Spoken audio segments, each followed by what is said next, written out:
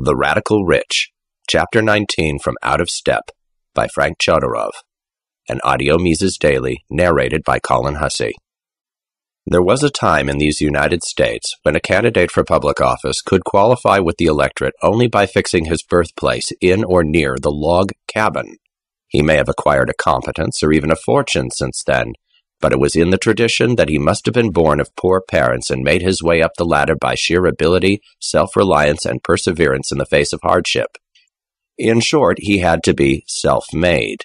The so-called Protestant ethic, then prevalent, held that man was a sturdy and responsible individual, responsible to himself, his society, and his God. Anybody who could not measure up to that standard could not qualify for public office or even popular respect. One who was born with a silver spoon in his mouth might be envied, but he could not aspire to public acclaim. He had to live out his life in the seclusion of his own class. Theodore Roosevelt broke the tradition, but his was a special case. Though he had been born of fairly well-to-do parents, this circumstance was overcome by the story of his life, which had been popularized by his exploits in the Spanish-American War. When he organized his regiment of Rough Riders, it was brought out that as a boy he had been in poor health, and that by sheer strength of will he had overcome this handicap. He had made a man of himself by going west and enduring the hardships of life on the range.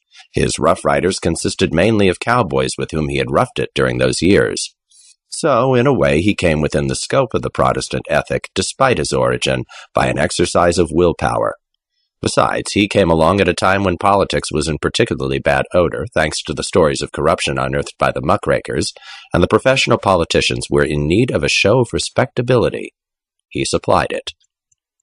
The point is that in those days, the scions of great wealth, like Rockefeller, Harriman, Kennedy, or Menon Williams, would have had little chance in the public arena, nor indeed would they condescend to lend their names to politics.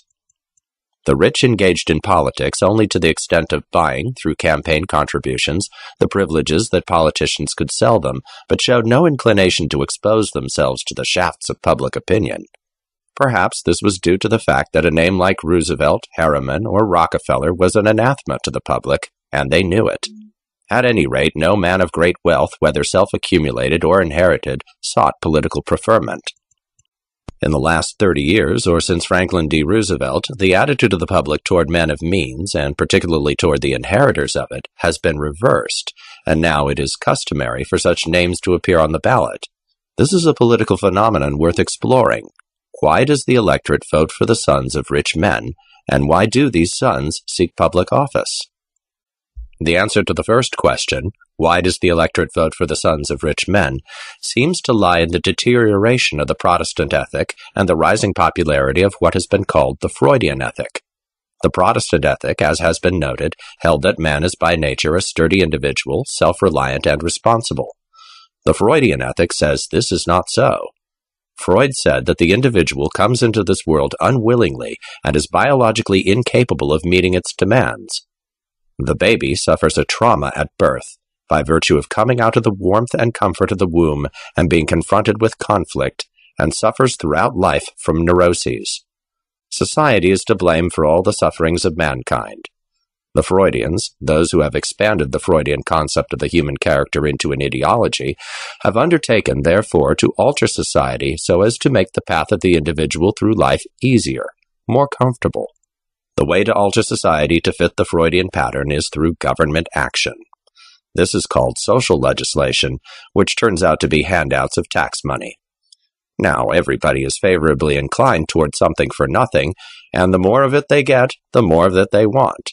And so, it has come to pass that the bulk of the electorate casts its ballot for those who promise them more and more largesse, rather than those who insist that the people accept responsibility for their own welfare.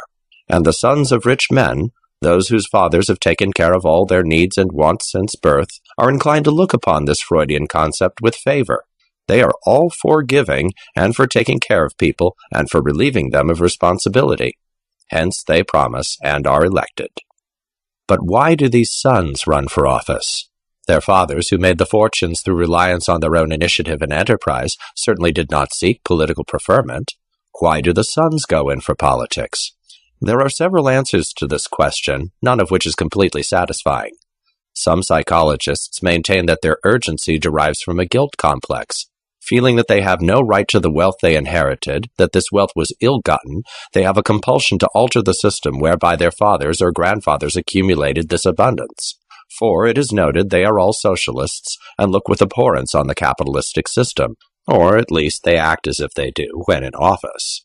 They are all for leveling schemes and propose measures that will, if pursued, destroy all profits from enterprise, if not enterprise itself. Then there is the power complex theory. These boys have had pretty much their own way since birth, have become satiated with the things their economic power gave them, and are looking for new worlds to conquer. They yearn for political power for its own sake, not for any increase in economic power, which they've always enjoyed. And so they spend their millions to buy political office. And when they are in office, they give the taxpayers money not because of any sympathy for the underprivileged, but because they have learned that by giving, they buy votes, without which their tenure in office is jeopardized. And staying in office, continuing to exert power over people, has become the only reason for existence. Without political power, they would have to lead the humdrum life of enjoying their inherited wealth. Then there is the theory advanced by G.K. Chesterton that the rich are really radical, that they are always in the forefront of new fashions, in thought as well as in customs, while those to whom the business of existence is a full-time job are for letting things alone. There is some historical support for this theory. The Gracchi brothers did much to introduce the New Deal in ancient Rome, and they came from wealthy surroundings. The Protestant Reformation could not have got going without the support of well-heeled princes. It was the barons of England who induced King John to sign the Magna Carta, not the hoi polloi. And our own American Revolution was sponsored by men of means, while a peer of the realm, Lafayette, was a prominent leader of the French Revolution.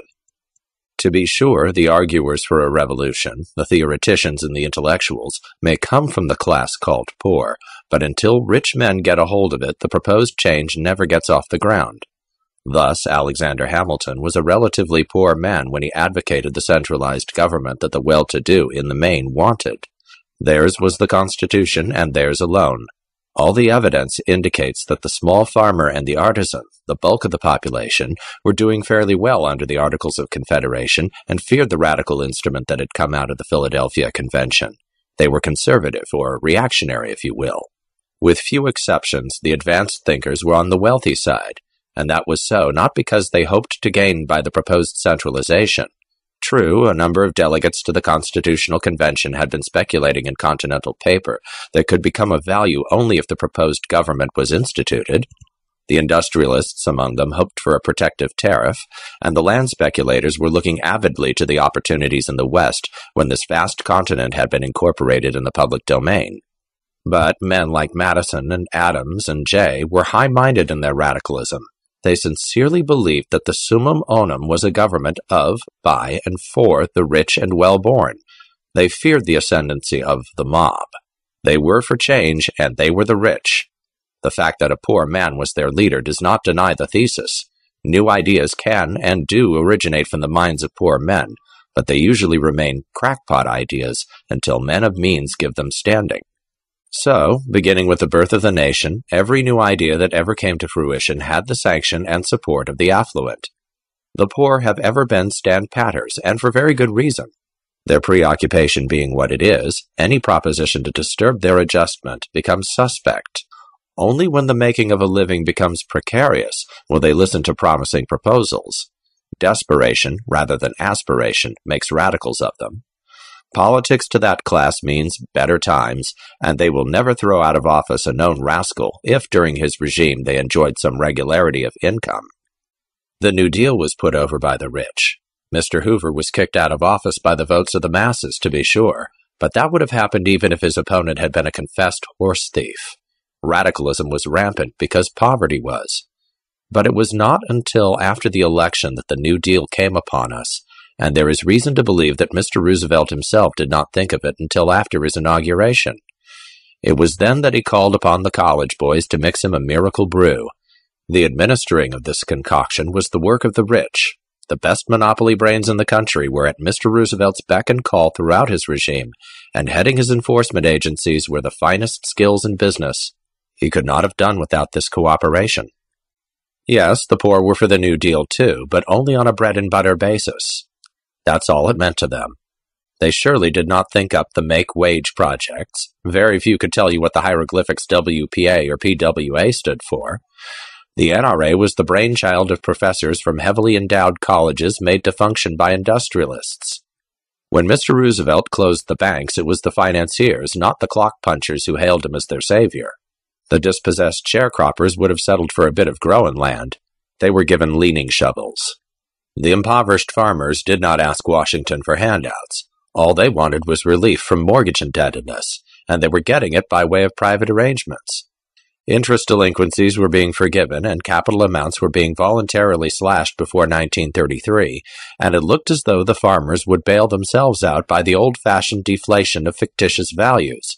But this process was halted by the manna-from-heaven plan, and the bankers and insurance companies sang hosannas to the New Deal. It was not because they could put it to their profit that the 1933 radicalism was taken up by the rich and given respectability. They embraced it because it had the glamour of the latest thing. Maybe the yearning for novelty germinates in ennui. Maybe it springs from the desire for self-expression or the hankering for leadership. At any rate, the glittering novelty of the New Deal perked up the jaded appetites of those who had time and money on their hands, and they went in for the more abundant life philosophy with the same enthusiasm that they put into newfangled religions, futuristic art, and the latest dance steps. They lionized the litterateurs of social significance. They financed research foundations and manned them with PhDs who knew in advance what they were supposed to find out. They underwrote the salaries of professors who preached New Dealism, and they subscribed heavily to the budgets of publications who criticized Mr. Roosevelt only when he was not as New Dealish as the editors wanted him to be. The poor fell in line, for that is their inclination. Those who occupy the lower rungs of the social ladder always emulate the envied ones above, and in this case the emulation was facilitated by need. Just as the shop girl took to cigarette smoking after the better class ladies made the practice de rigueur, so the socialistic nostrums became popular only after the wealthy made them respectable. The old values of freedom, self-reliance, and individual responsibility were lost for lack of a reminder. Where in the public press could one read about individualism for 20 years after the inauguration of the New Deal? Fashions and ideas make their way against reason, and even self-interest cannot restrain them once they get going. Even now, in the light of what Hitler did to the wealthy who put him in position to do so, Americans of that class cannot bring themselves to a renunciation of the statism they fostered under Roosevelt. If they were capable of putting two and two together and coming up with the correct sum, they would howl their heads off at every accretion of state power. They would fight like mad against the growth of bureaucracy, against each and every intervention in the economy, every law that put a penny into the hands of the politician, every proposal leading to the militarization of the country, not only because the weakening of the state must make for the social good, but because the strengthening of the state must eventuate in their own subjugation. But despite the lessons of history, despite the dictates of reason, they seem incapable of understanding that the Caesarism they foster will cut their own throats. They go along with the trend on the theory, apparently, that sufficient unto the day is the unslit throat. They are slaves of their own fashioning. Yes, the rich took to socialism because it was radical. Even Theodore Roosevelt and Andrew Carnegie advocated the income tax. The inheritors of great wealth who got their education during the heyday of the New Deal embraced socialism because it was the right thing to do, because their class made it fashionable. Now that socialism is pretty well entrenched in this country, what new radicalism can the well-to-do take up? Perhaps they will turn to exotic religion, or even to the faith of their fathers, though that would hardly be radical enough. Maybe the more curious among them will look into such esoteric philosophies as existentialism and undertake to make them fashionable. Then again, the more thoughtful among them might undertake to reverse the political and social trend by digging into old-fashioned individualism, which would be radical indeed. There are indications that this is actually happening now. Whereas 15 years ago there were so-called conservative publications, today several are being supported more or less liberally, while movements like the one for the repeal of the income tax amendment are gaining headway thanks to the contributions of the well-to-do. Foundations for the advocacy of the free market and limited government are springing up. One hears more and more about the primacy of the individual, while doubt is being thrown on the virtues of collectivism even in the endowed universities. Industrialists are issuing pamphlets and subsidizing advertisements favorable to the free economy. Some are really anti-statist in nature. There is today a formidable literature on the subject of freedom, while 15 years ago there was none. So it could be that the new fashion in thought will be the old doctrine of individualism, and someday even a Rockefeller may run for office on a platform of that kind. The Ludwig von Mises Institute hopes you have enjoyed this Audio Mises Daily. For a world of free market literature, media, and discussion, visit Mises.org.